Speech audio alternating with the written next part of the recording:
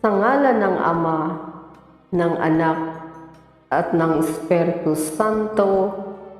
Amen. Amang mapagmahal, mahabagin, mapagkalinga, at puspos ng awa at biyaya. Maraming salamat sa iyong walang hanggang kabutihan sa buhay ng bawat isa sa amin.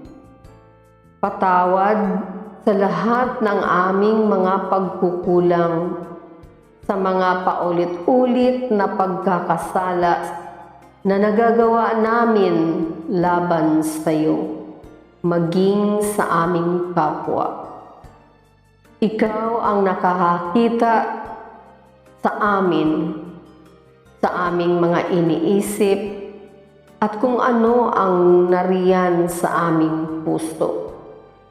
Alam mo ang aming mga pinagdadaanan, sapagkat lagi kang nakatunghay sa amin.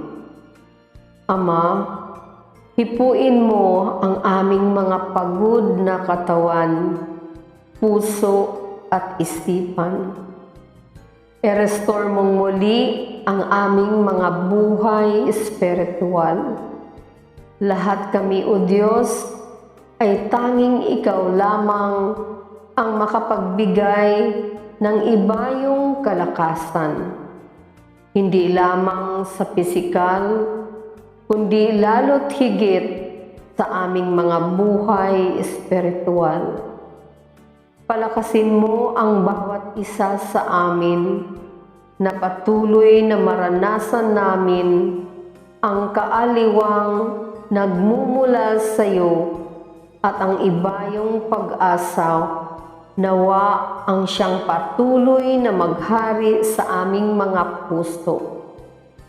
Tulungan mo kami, Ama, dahil hindi namin kaya kung wala ka.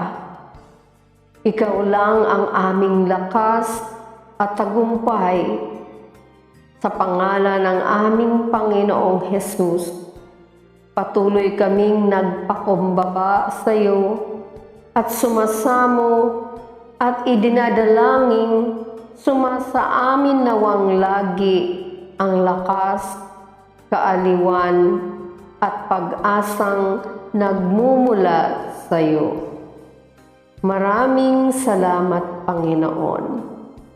Ito ay aming samot dalangin sa pangalan ni Jesus na aming Panginoon at Diyos. Maraming salamat po, Ama.